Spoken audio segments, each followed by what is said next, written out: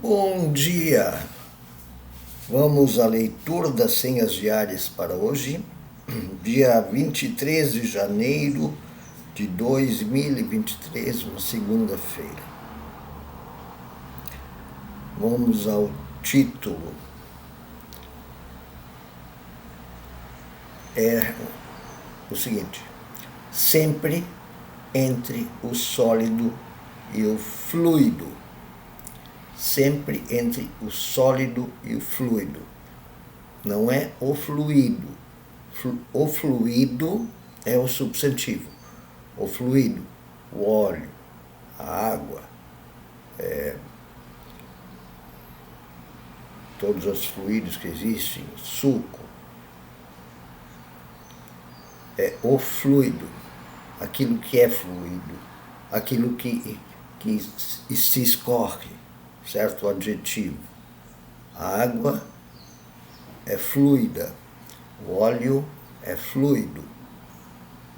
E nós, de certa maneira, sempre estamos entre o sólido e o fluido, entre aquilo que é firme, que é estável, que é uma rocha, que é uma fortaleza, que fica no lugar, e aquilo que é fluido, aquilo que escorre, que é como a realidade que cada dia traz surpresas, novidades, desafios, que não está parada. E nós estamos entre esse sólido que está sempre naquele lugar, e aquilo que é fluido, como a nossa vida, como a realidade que se transforma, que se move. E nós estamos convivendo com isso, sempre entre o sólido e o fluido, também na fé cristã. Tem uma frase que diz assim, Jesus é sempre o mesmo, ontem, hoje e sempre. É a parte sólida. Mas tem a parte fluida, aquela parte que é espírito criativo, que vai, que desafia o seu meio, que desafia a injustiça, que desafia o mundo mal, o mundo de pecado, sim.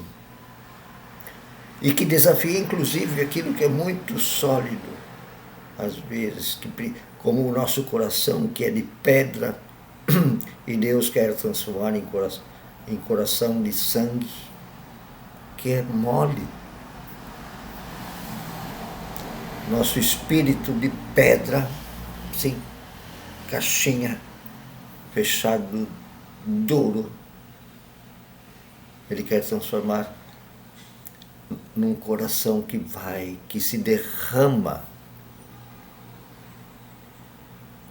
entre sólido e fluido. Isso vai aparecer nesses textos aqui, falando de sólido e fluido,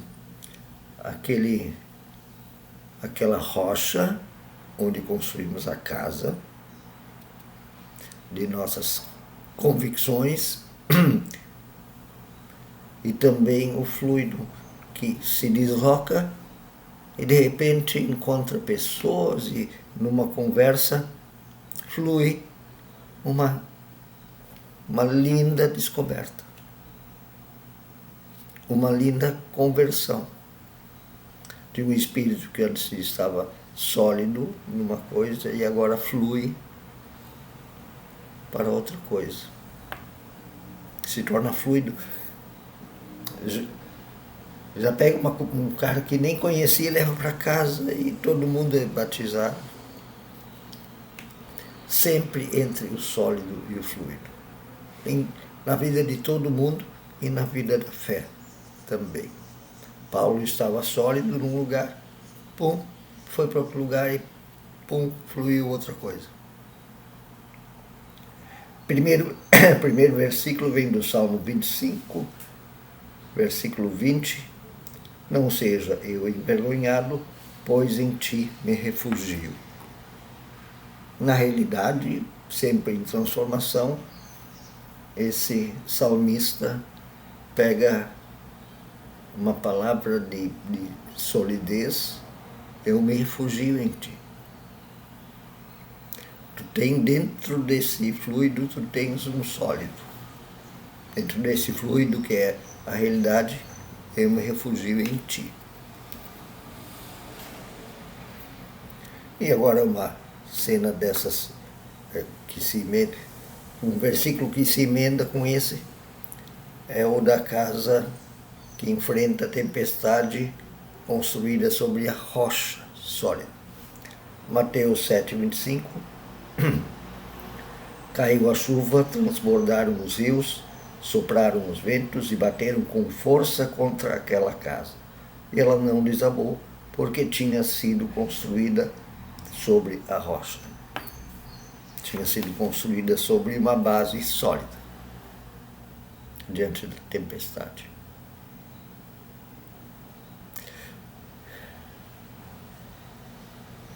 Então, Jesus, ontem, hoje e sempre, mas que também é que segura então essa casa, mas que também vai, sempre entre o sólido e o fluido, que também vai para dentro da realidade e flui e cria. O Espírito de Deus é criativo. E a oração vem de Johann Christoph Blumhardt. Ele escreveu: a ti, Senhor, força minha, eu amo de todo o coração, pois em todo o meu fazer permaneceste rocha e fortaleza. Todo o meu fazer.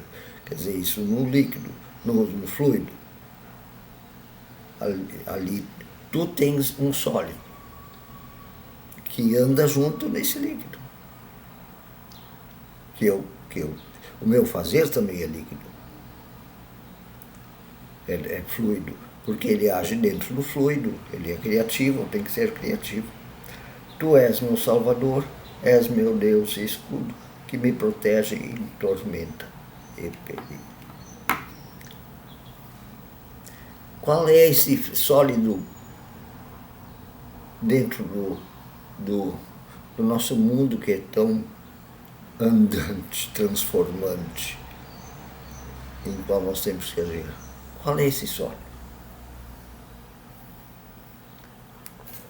O primeiro texto vem de Atos 16, 9 a 15. Deixa eu ver se é esse mesmo. Atos 16, 9 a 15. E é um texto que fala de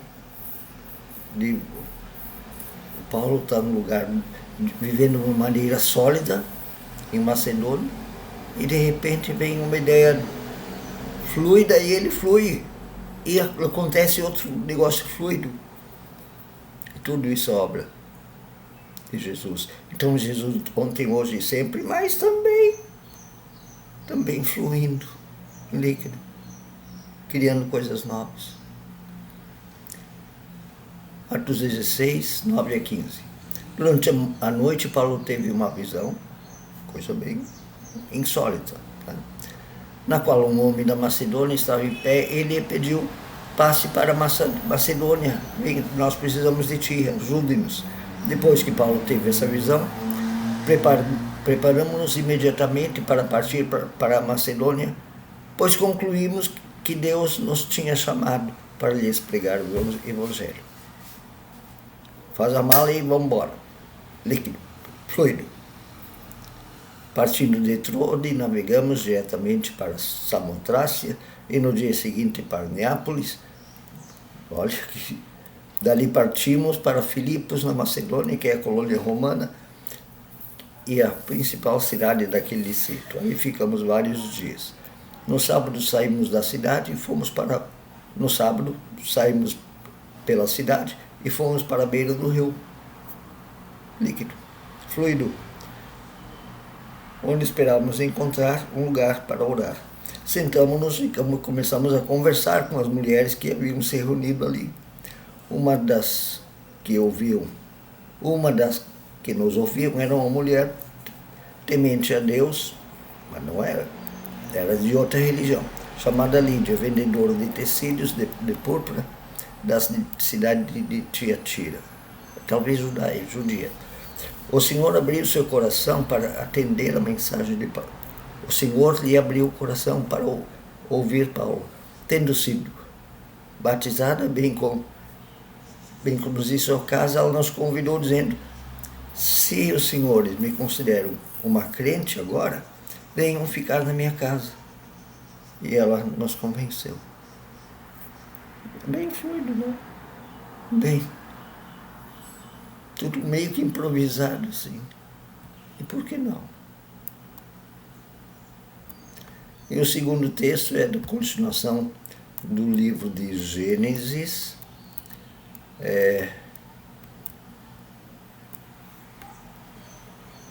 Mesmo só, né? Também é bastante fluida essa realidade aqui. Gênesis 11, 1 a 9. No mundo todo havia apenas uma língua e um só modo de falar.